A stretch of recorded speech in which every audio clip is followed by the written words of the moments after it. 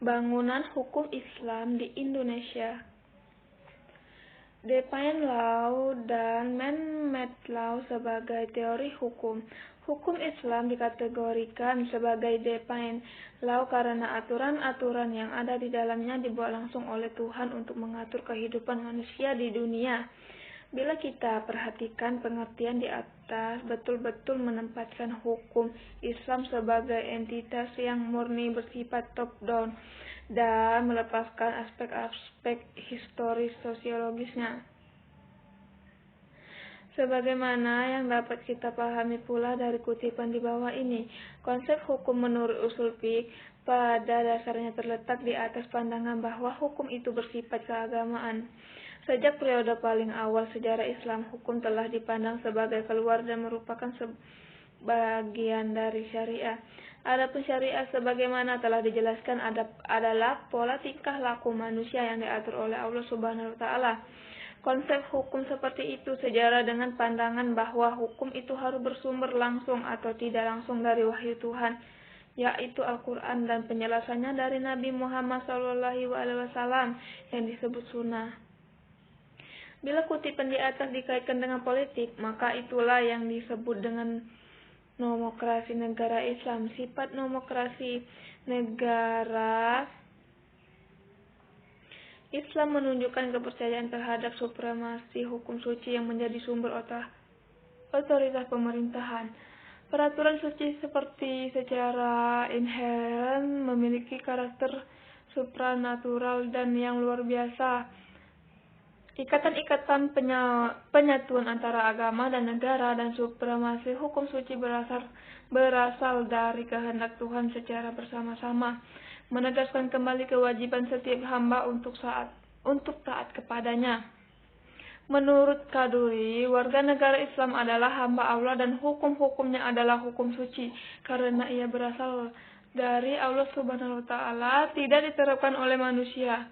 Hukum suci seperti itu adalah pasti benar dan manusia hanya bisa mematuhi karena Allah Subhanahu wa taala lebih mengetahui dari otoritas maupun terhadap kebutuhan-kebutuhan hambanya. Dalam mentaati hukum, manusia menyadari akan tujuan-tujuan agamanya. Karena hukum dalam Islam memiliki karakter sebagai sebuah kewajiban religius. Pada waktu yang sama, ia juga memberikan dukungan politik bagi agama Islam. Pada kenyataannya, hukum Islam merupakan perintah Tuhan dan karenanya bersifat mengikat sebagai sebuah cita-cita agama yang berbeda dengan hukum buatan manusia, man-made law, dan dianggap sebagai fenomena sosial yang tunduk pada kebutuhan manusia dan nilai-nilai. Karena alasan itulah hukum dalam pandangan pemikir muslim pada kenyataannya bukanlah termasuk kajian yang independen dan empiris. Sebagai implikasi dari kedua faktor tersebut, yakni sifat sucinya dan ikatan yang kuat dengan tradisi-tradisi lama, hukum Islam berkembang menjadi sebuah hukum yang statis yang bisa dianggap menjadi penghalang bagi terjadinya perubahan. Perkembangan hukum Islam di Indonesia. Pada bagian ini kita akan mendiskusikan relevansi epistemologi hukum Islam Indonesia dengan pembangunan hukum Islam Indonesia dengan pembangunan nasional. Namun, sebelum kita lebih jauh membahas persoalan tersebut, terlebih dahulu sebaiknya mengetahui apa yang dimaksud dengan hukum nasional, mengapa kita membutuhkan hukum nasional, dan bagaimana caranya kita mewujudkan hukum nasional tersebut. Melalui penjelasan terhadap aspek-aspek inilah kita akan mengetahui relevansi epistemologi hukum Islam dengan pembangunan hukum nasional.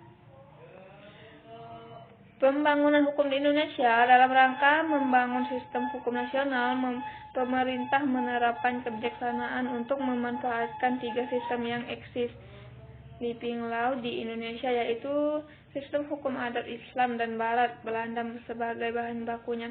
Ketiga, sistem hukum sangat berkontribusi dalam pembangunan hukum nasional. Tatanan hukum nasional Indonesia harus mengandung ciri yang pertama, berwawasan kebangsaan dan berwawasan Nusantara. 2, mampu mengakomodasi kesadaran hukum kelompok etnis, kedaerahan, dan keyakinan agama. 3. Sejauh mungkin berbentuk tertulis dan terunifikasi. 4. Bersifat rasional yang mencakup rasionalitas, efisiensi, rasionalitas, kewajaran, rasional kaidah dan nilai. 5. Responsif terhadap perkembangan aspirasi dan ekspektasi masyarakat. Perkembangan hukum Islam Indonesia, sarana dan prasarana.